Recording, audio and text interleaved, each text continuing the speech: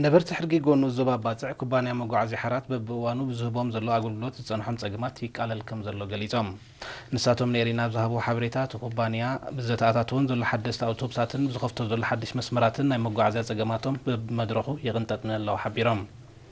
አቶ ኢብራሂም መሐመድ አብዱን ወይዘሮ ኸዲጃ አህመድን ካብናብን ባጽዕ ሕርጊጎ ንኽጓዓዙ ኣመና ይሽገሩ መንባሮም ብምዝካር ኣብ ዝቐረባ እዋርሕ ኩባንያ ሓራት ሓድሽ መስመር ባጽዕ ሕርጊጎ ምኽፋቱ ግን ርትዓዊ ታሪፍ እናኸፈሉ ይጓዓዙ ምህላዎም አብሪሆም ሓላፋ አገልግሎት ህዝባዊ መጓዓዝያ ምድሪ ከተማን ገጠርን ባጽዕ አቶ አድሓኖም ኮሬሪ ዝሃቡ ሓበሬታ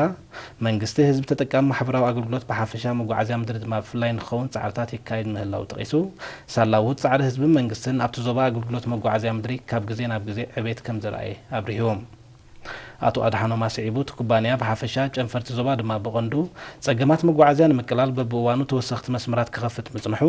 ከም አካልናቱ ድማ ኣብ ደሰይ ዳህላክ አገልግሎት እትህብ አውቶቡስ ተመዲባ ትነጥፍ ከም ዘላ ብምልካት ኣብ ኩለን መስመራት ተቆጻጸርቲ ተመዲቦም ኣብ ምክትታል መጓዓዝያ ከም ዝርከቡ ኣነጺሮም ኣብ መወዳእታ አቶ አድሓኖም አገልግሎት መጓዓዝያ ምድሪ ኣብ ሃገርና ንምርጋጽ ዝካየድ ወፍሪ ዕላምኡ ንኽወቅዕ ህዝቢ ምትሕባሩ ኸዛይድ ብፍላይ ድማ ተጠቀምቲ ናይ ከተማ አውቶቡሳት ትኬት ክሕዙን ዝረአይዎ ጉድለት እንተቆጻጸርቲ ክሕብሩን ኣዘኻኺሮ